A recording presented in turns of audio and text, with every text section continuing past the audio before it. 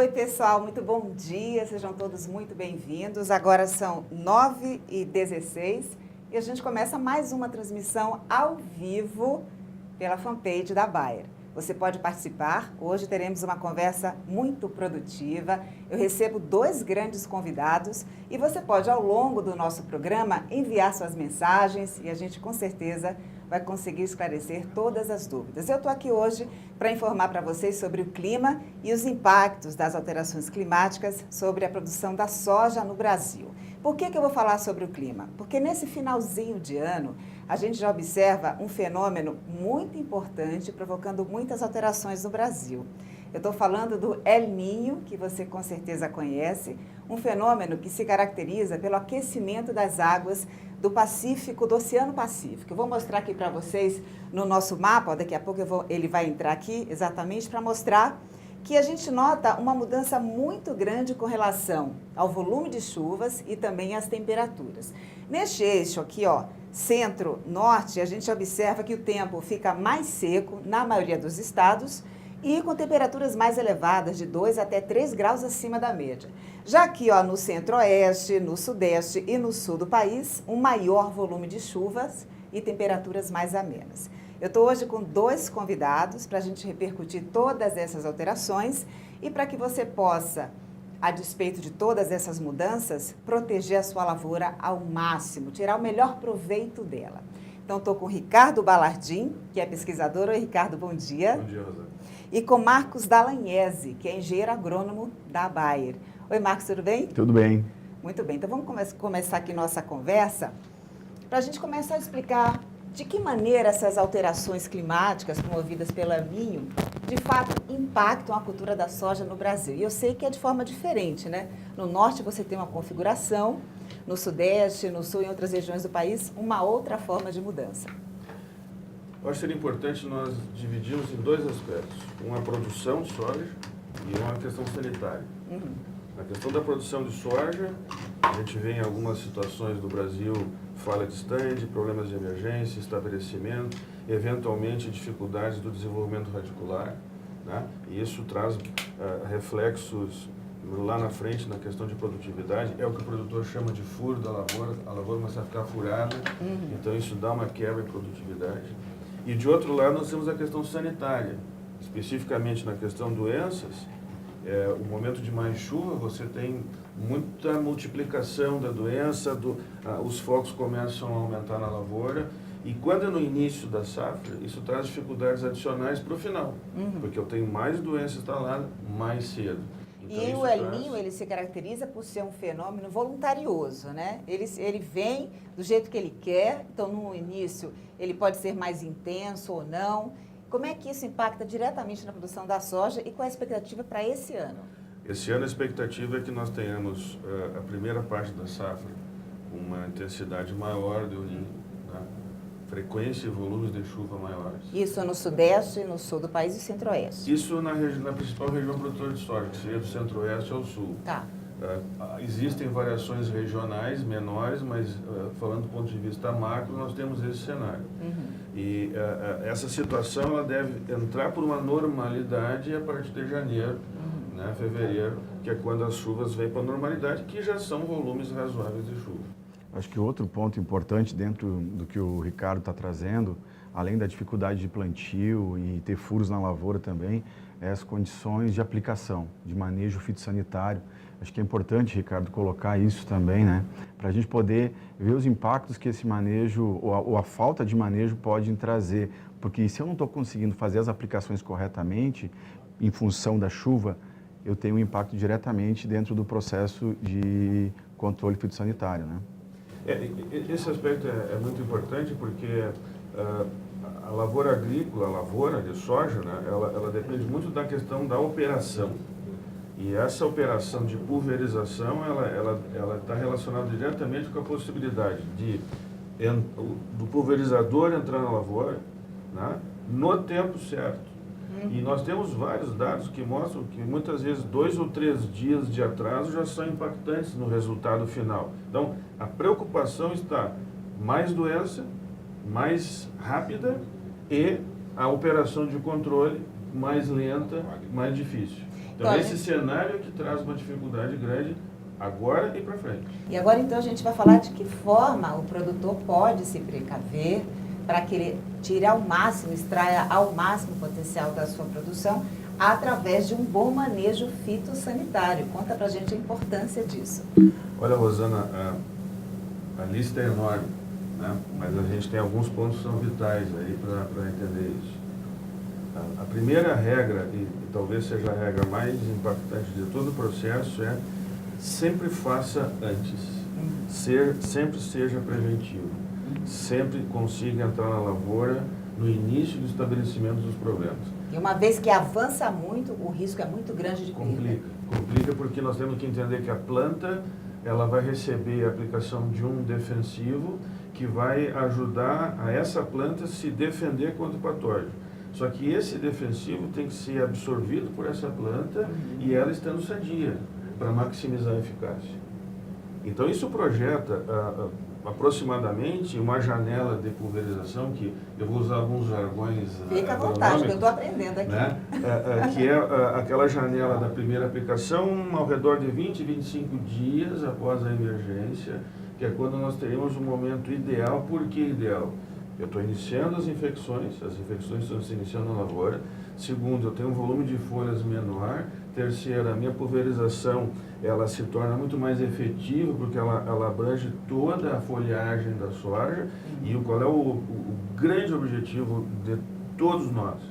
Nós temos que chegar até o final da safra com a maior percentual de folhas verdes produtivas possível.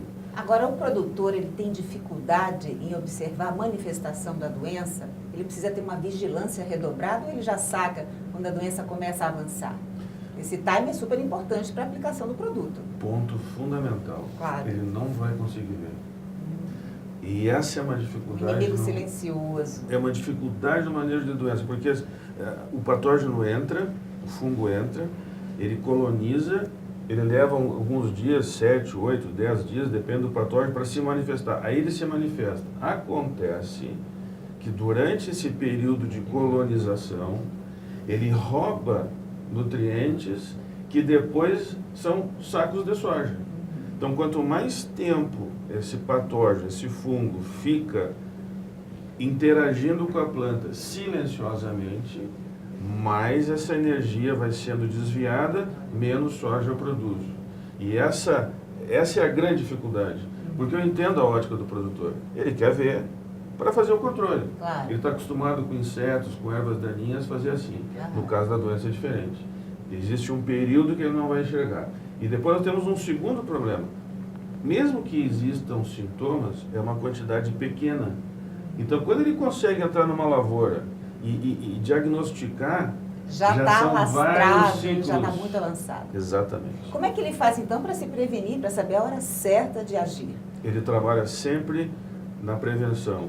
Sabe-se que as doenças têm um ciclo e uma duração desse ciclo que é aproximadamente nessa janela de 20 a 25 dias. Então, ele faz essa prevenção baseado nessa probabilidade. Hoje a gente sabe, né, Marcos, que vai ter, claro, já está tendo a influência do El Niño, que ele começa mais forte agora no início, com um volume de chuvas maior aí no centro-oeste, no sudeste e no sul. Está no momento já de começar a se planejar para combater a doença. As aplicações já estão ocorrendo, né? Os sojas plantados lá no meados de setembro, nos Cerrados e no Paraná já estão recebendo as aplicações de fungicidas. Dentro disso que o Ricardo trouxe, um ponto importante é a iniciativa de primeira, sem dúvida, da Bayer. Essa iniciativa ela surgiu há 4 anos, a gente está indo para o 5º ano com ela, onde a gente tem os principais pesquisadores do país nos apoiando. A gente tem áreas instaladas em todas essas regiões do país para fazer o monitoramento e entender o quê? O efeito do manejo atrasado e o manejo correto. Então, faz há 4 anos que a gente trabalha isso. O Ricardo é um apoiador desde o começo dentro desse sistema para a gente entender qual é o momento certo, qual é o timing correto de fazer uma aplicação e quais são os benefícios que isso traz para o produtor, né? Um ponto importante é garantir o melhor uso das ferramentas que o produtor tem. Então, o de primeira vem trazendo isso, né, que é muito importante. Não adianta ele ter as melhores ferramentas, mas ele utilizar essas melhores ferramentas no momento correto. porque isso que vai tornar ela uma ferramenta eficiente. Então, isso é muito importante. Fornecer também a real dimensão financeira disso. Muitas vezes a gente escuta do produtor falar assim, mas eu usei o melhor produto, fiz um alto investimento e não tive o melhor controle. O que aconteceu? O timing é muito importante para poder realmente fazer com que o melhor produto seja utilizado no momento correto. E, como todo o conceito da Bayer, proteger o quê? As melhores práticas no manejo fitossanitário. O Ricardo tem, desde o começo, nos apoiado e tem resultados interessantes em relação a isso. Acho que é legal também trazer, doutor Ricardo, toda a parte financeira, porque a gente tem muito dado e consegue traduzir isso de uma forma que vai impactar diretamente no bolso do produtor. Acho que seria importante a gente trazer esses números para entender um pouco do que a gente está falando quando a gente fala em perda de soja por manejo fitossanitário. Esses dados, né, Marcos, assim, a gente vem contabilizando ao longo do tempo e são vários os dados, né? Os nossos valores mínimos hoje estariam na casa de R$ 25,00 por hectare dia de atraso. Então você imagina uma propriedade gigantesca, de vamos pensar 1.000 hectares, né? Então são 25 mil hectares por dia que eu deixo de trazer para o meu financeiro. Então esse é um primeiro ponto. Só que nós já temos dados de mais de 40. Então esse dado que a gente obteve lá no de primeiro, sem dúvida, nós temos outros dados que, dependendo da cultivar utilizada, dependendo da suscetibilidade, vai a mais de R$70. Então, assim, o problema todo, e aí eu gostaria de retornar um pouquinho à questão clima, porque eu acho que é importante a gente fazer uma análise um pouco diferente. Por que o problema hoje do clima é sério nesse momento? Porque eu tenho toda uma movimentação de lavoura e inóculo que começou em julho em outros países. Começou na Bolívia, depois o Paraguai em agosto, depois as primeiras áreas de soja em setembro no Brasil, Paraná, Cerrado. Então, essa movimentação de inóculo, nós fazemos o monitoramento disso no ar, ela vem crescendo desde outubro. Então, o que vai acontecer agora, a virada do ano? Começam a colher essas áreas plantadas mais cedo e a quantidade de inóculo no ar vai ser imensa. Se eu não fiz essa proteção agora, o risco de contaminação é enorme. altíssimo. E aí eu tenho dificuldade de ter uma eficácia boa, por quê? Porque a planta cresceu e aí o produto não penetrou. E onde está esse fungo, esse inóculo, não chega a quantidade necessária. Note que é um problema do Brasil, o impacto do El Niño, mas que a gente também sofre alterações do entorno, Com que certeza. são graves e podem determinar uma boa ou não colheita. Problemas seríssimos. Existe um grupo de profissionais hoje, de várias entidades, Embrapa faz parte disso, outras instituições, em que se luta para que se normalize a data de semeadura e se crie o vazio sanitário para a América do Sul. Hoje existe o vazio sanitário no Brasil, mas a gente recebe inóculo desses outros países.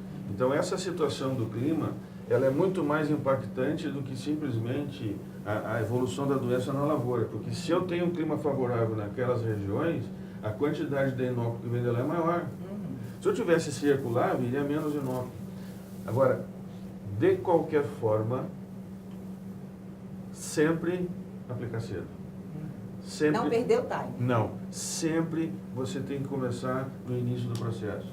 Sempre você tem que usar os melhores produtos nesse momento. Sempre você tem que obedecer os intervalos de aplicação. Sempre tem que proteger a planta. Ou seja, um trabalho vigilante do início ao fim do ciclo, né? Isso. Um ponto importante que o Ricardo trouxe, a gente escuta muito a pergunta, mas Ricardo, Dallagnese, por que eu tenho que fazer os produtos mais eficazes ou os melhores produtos no início? Acho que é importante comentar, Ricardo, a dinâmica da doença e por que a gente tem que começar bem e acertar o passo, porque depois, se a gente perder a mão no começo, a gente não consegue recuperar. Acho que é importante trazer esse ponto para ficar claro para todo mundo. Eu vou usar uma figura aqui para facilitar. Eu tenho 1.000 indivíduos, 1.000 soldadinhos. Aí eu consigo resolver e eliminar os 1.000. Ótimo. Eu recomeço o problema. Mas aí eu não usei a melhor forma de liquidar os 1.000. Eu usei uma forma que sobrou 100. Foi 90% de controle, mas sobrou 100. Esse 100 é o meu problema. Eu não posso ter 100 que sobra, eu não posso ter sobra As primeiras 2 aplicações eu não posso ter sobra de dois.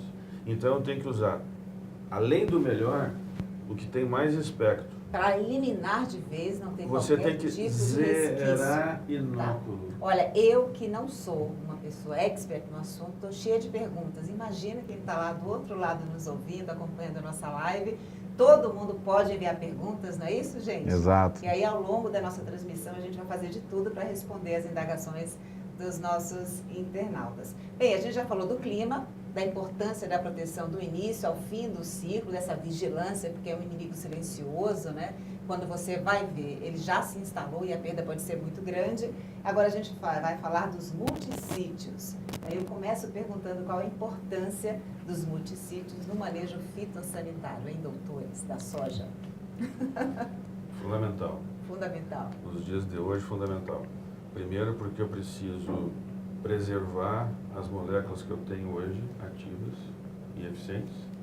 E segundo, porque eu tenho que ajudá-las a me dar mais eficiência. Então, no processo todo geral hoje, nós entendemos que os multissítios são muito importantes. E eu iria bem além. Nós não estamos discutindo hoje se o produtor vai colher mais soja ou menos soja. Nós estamos discutindo hoje o PIB brasileiro. Claro, porque é o se eu tiver da economia. 10% de comprometimento na minha produção, isso vai me trazer problemas. Então, nós não estamos discutindo, não é algo tão assim, eu estou preocupado com o produtor. Evidente que nós estamos preocupados com o produtor. Agora, a preocupação, ela transcende. Nós temos que pensar que o Brasil é um país agrícola por excelência e que depende do resultado dessa safra. Com certeza. Um agronegócio pujante e que precisa realmente proteger, e aí que é um grande ativo do país. Os multissítios, eles entram nesse cenário como alguém que nos entrega eficiência, né?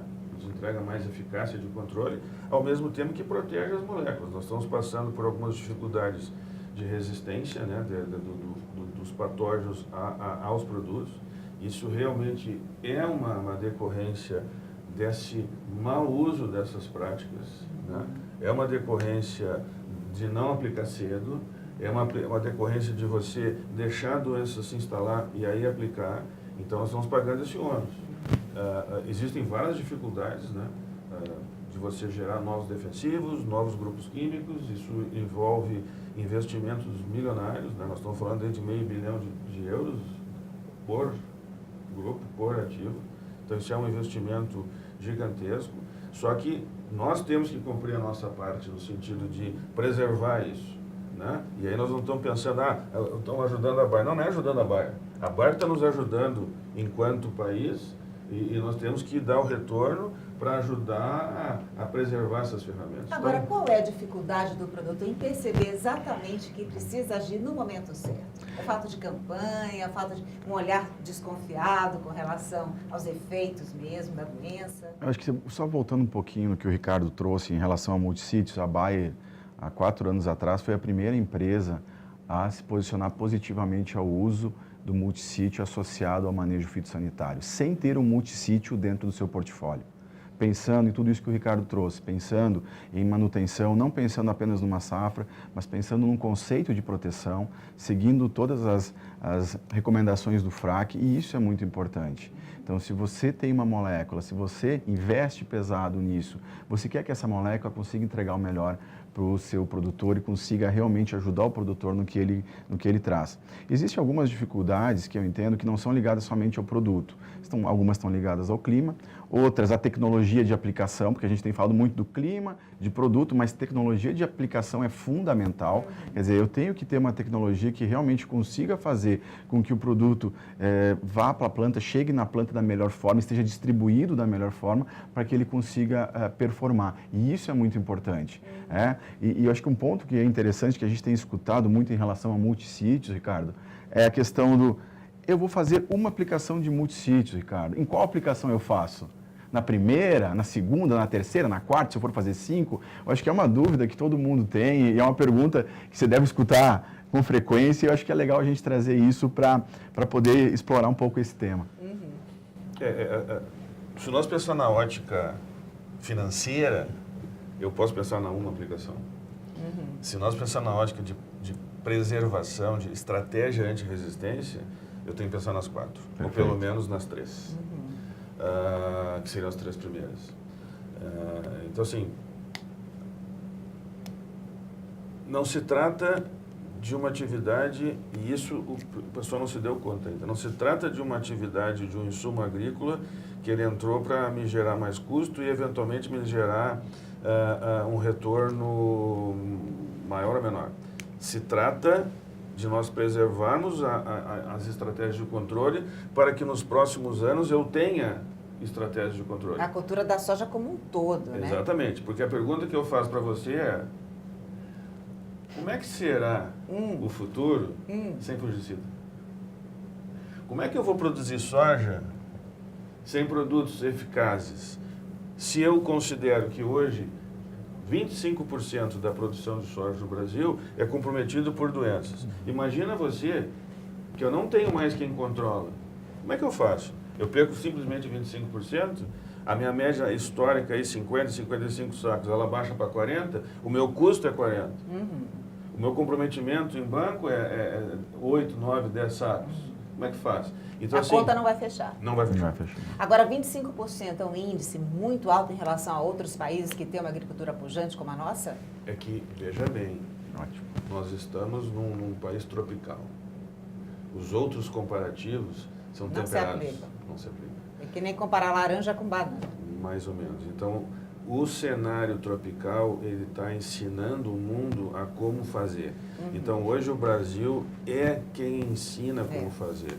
Porque Estados Unidos não tem ambiente tropical, Canadá, obviamente, também não, a Europa não, a Ásia não. Então, assim, esse ambiente tropical com dinâmica de 365 dias do ano, com pragas, doenças, ervas, essa explosão sanitária, a dificuldade da planta conseguir ser altamente produtiva nesse ambiente, isso é aqui. Quem é que ensinou o plantio direto para o mundo? A gente tem tantos exemplos, Quem né, é que está de ensinando excelência na a agricultura. soja em condição tropical? Então, assim, esses cenários todos Complexo. trazem, que você, lá na origem da sua pergunta, trazem essa dificuldade. Mas por que ele não faz na hora certa? Ele não faz na hora certa É muito porque, complexo. além de ser complexo, nós estamos no início desse aprendizado. Agora, você falou de início, eu quero aproveitar esse gancho. Você falou de várias aplicações. Agora, as do começo são as cruciais, né? Fundamentais. São. As iniciais são aquelas em que eu sempre digo, uso uma expressão, é quando você tem o jogo na tua mão. Você faz a primeira, você faz a segunda, essas duas aplicações, que seria aquela dos 20, 25 dias e a do florescimento, essas duas aplicações são cruciais.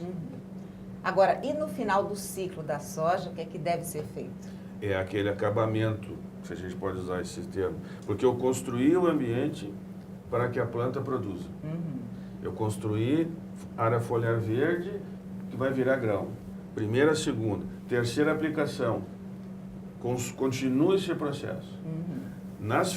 Nessas de final, quarta, eventualmente quinta aplicação, mas vamos pensar na quarta aplicação, é quando tudo que eu construí eu tenho que acabar. Qual é o problema disso? Eu posso ter 10, 15% de perda em questão de poucos dias no peso de grão. Porque eu construí vagem, construí grão. Eu tenho área foliar que me constrói isso. E o peso? O peso é esse final. Então eu preciso usar produtos que sejam compatíveis com esse final, com esse acabamento que se diz, em que eu começo no cedo, construo o controle e chego no final. Lá no final tem um programa de ação, que pode ser uma ou duas, depende do ciclo da soja, do local, etc. Faz esse manejo, aí vem a pergunta, posso usar protetor? Dependendo do cenário, deve, dependendo tem que. Por quê? Porque esse acabamento é o que vai trazer para vocês lá aqueles 10% no peso de grão, aqueles 15% no peso de grão. Você fala dependendo do cenário, porque cada produção tem suas peculiaridades, né? Tem alvos diferentes, tem doenças diferentes, tem situações climáticas diferentes, tem altitudes diferentes, longitudes diferentes, então tem cultivares diferentes. E aí vem a figura que eu sempre digo assim, nós temos que considerar a presença do engenheiro agrônomo lá no local. Assistência técnica lá no local, consultor, os nossos colegas que estão lá na linha de frente, essas pessoas são fundamentais, porque eles têm essa noção do que nós estamos falando. Só que eles têm que traduzir isso para as várias peculiaridades. Claro, E um olhar mais cuidadoso, difícil. mais criterioso, específico para aquela localidade, Perfeito, né? perfeito. E se faz um trabalho muito forte nisso aí, e eu acho que tem que se trabalhar muito para apoiar esse colega que está lá. Dentro desse ponto que o Ricardo trouxe, acho que todos esses fatores, tem um fator também que a gente tem que reforçar, que é timing. Além do timing, e além do timing, o intervalo entre as aplicações, né, Ricardo? Acho que esse é um ponto que é importante você trazer para a gente, porque eu tenho que respeitar isso. Porque eu não posso ter um espaço muito grande entre as aplicações, porque tenho o risco de ter, primeiro, se eu for fazer a primeira aplicação antes do fechamento da entrelinha, né, é o melhor momento que eu tenho para fazer a primeira, onde eu consigo dar cobertura à camada de baixo. O segundo momento, após 14 dias, porque eu vou ter uma segunda camada de folhas. Pensando no processo de estrutura foliar, são as duas maneiras que eu tenho de proteger essas duas camadas de folha, porque depois eu vou ter um efeito guarda-chuva. Então, acho que é legal trazer isso, Ricardo, para a gente poder realmente respeitar o intervalo de aplicação, para a gente não perder isso. Sob pena de perder todo o processo inicial. Exatamente, o investimento feito. Isso é um ponto, Marcos, assim, muito importante, porque vamos imaginar uma planta de soja aqui. Essa planta de soja tem 20 dias. A capacidade dessas folhas em absorver é enorme. A velocidade é muito rápida. Então, 100% que você coloca ali, dependendo da hora do dia, das condições, 90% é absorvido. Agora, à medida que ela vai envelhecendo, as folhas vão se tornando mais espessas, a cutícula, mais difícil a absorção. A velocidade de absorção e a quantidade de produto diminui. Como se dá na natureza como no geral, né? Perfeito. Exatamente, vai ficando mais velha, a coisa complica. Então, assim, se eu não obedecer os intervalos, o que vai acontecer? Eu progressivamente vou abrindo pequenas janelas para a doença entrar.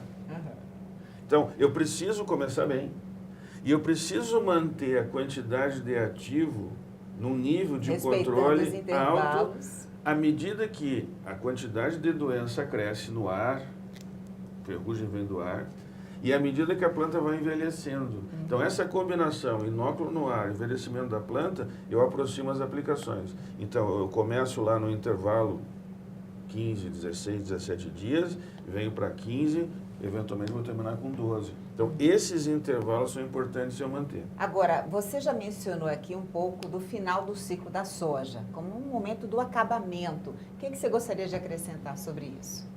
Olha, assim, é uma safra desafiadora, nós estamos numa safra de grandes desafios, é uma safra que nós precisamos colher soja, como país, como produtores, como, enfim, indústria, nós precisamos disso.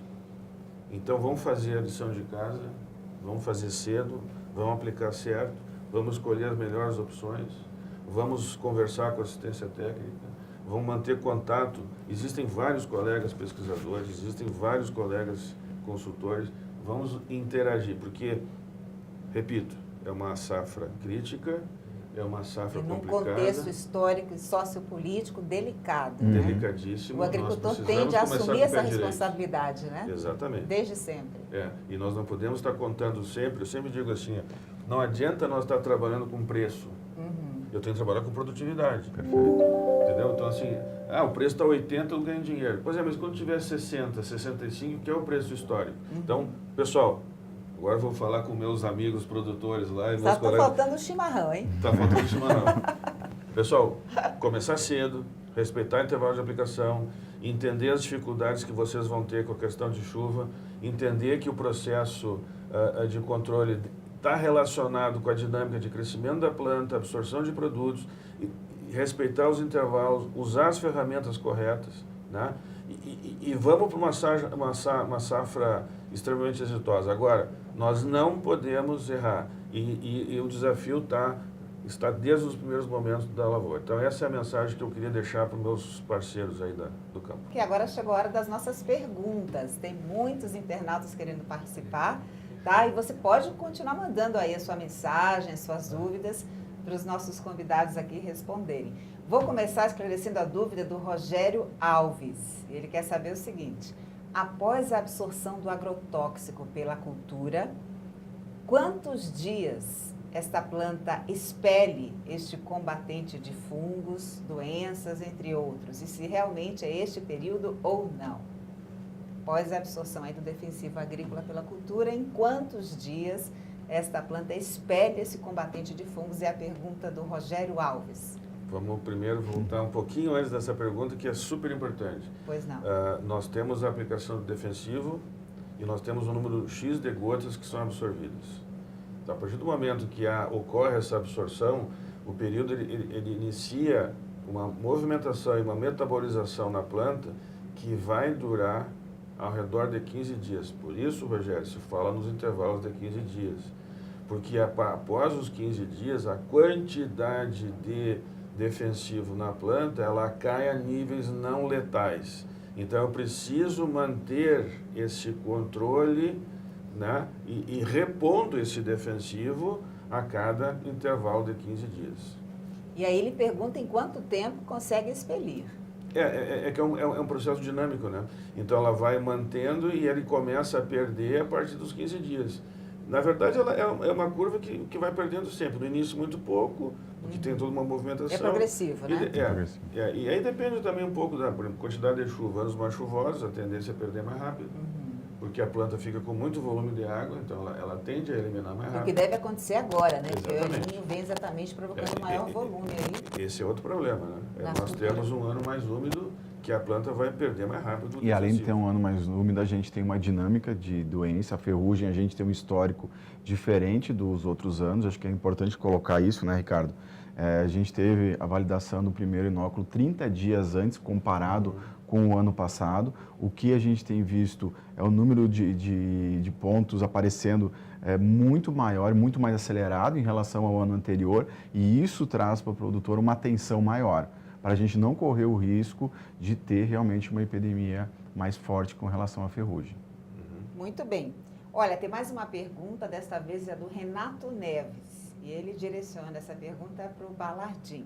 Balardim, você acha que, de uma maneira geral, os produtores estão preparados para a pressão de doenças que já tivemos aí pelo sul do país, iniciando no centro-oeste, com 30 dias de antecedência em relação a anos anteriores? Eu acredito que sim. Existe conhecimento, é um investimento violento que a indústria faz no sentido de levar pesquisadores, consultores a fazer palestras no país inteiro.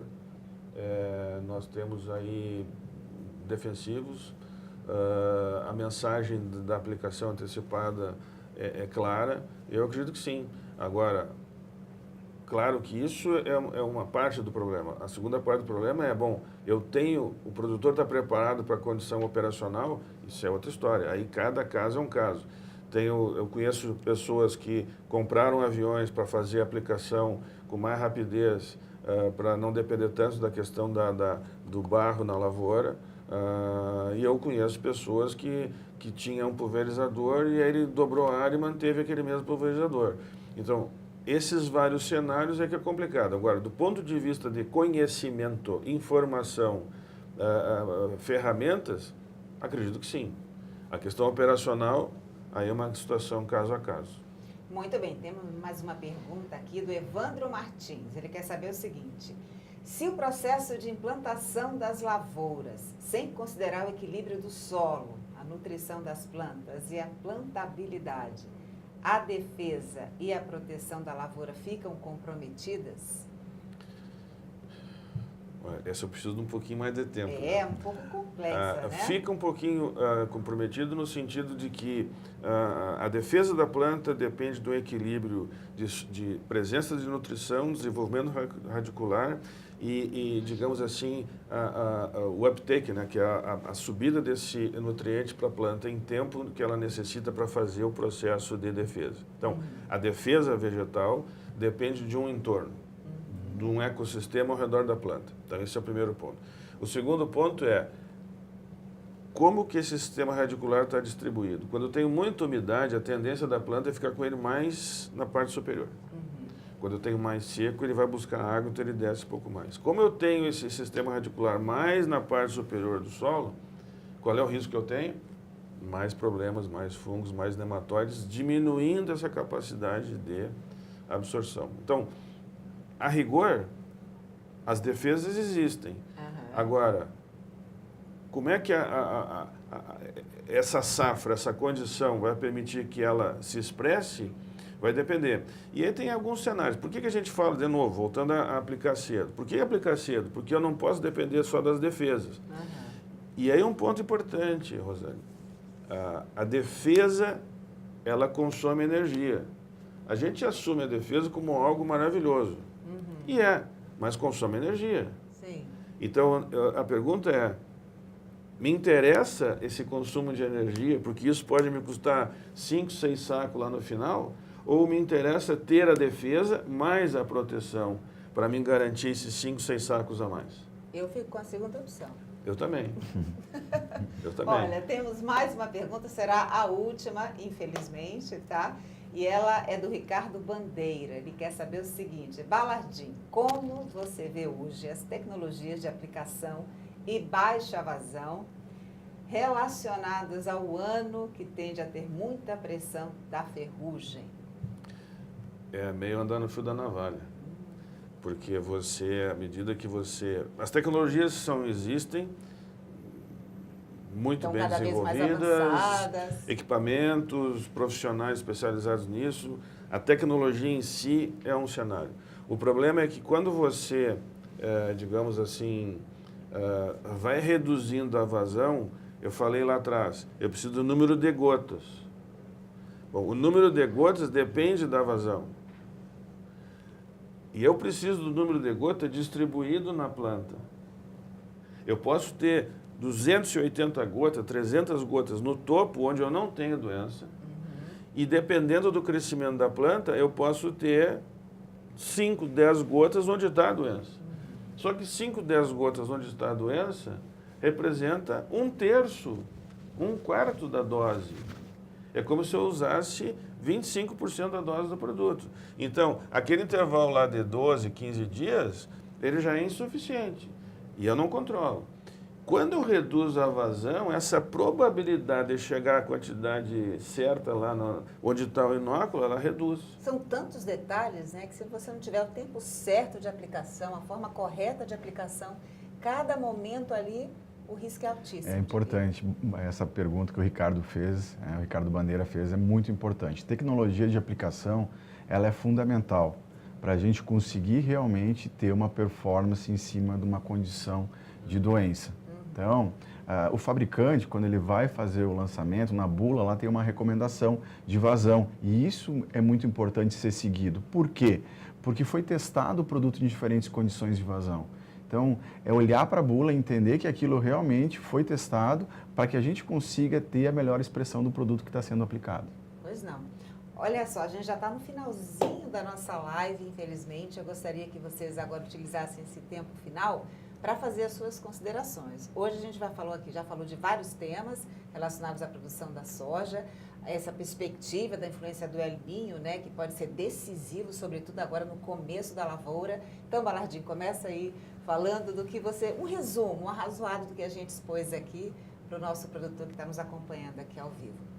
Primeiro ponto, o Brasil é muito grande, nós temos vários problemas diferentes nas várias regiões.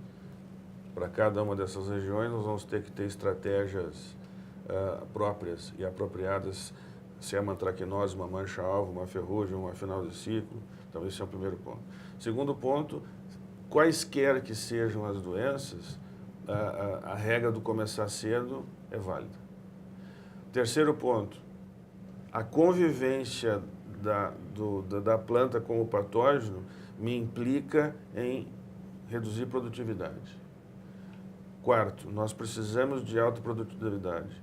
Quinto, não adianta nada eu esperar 50 dias para iniciar o programa de controle e depois, nos próximos 50 dias, que é o ciclo, eu resolver fazer 6 pulverizações. Isso é negativo para a planta. Então, se tu vai fazer 6 ou 5, distribui.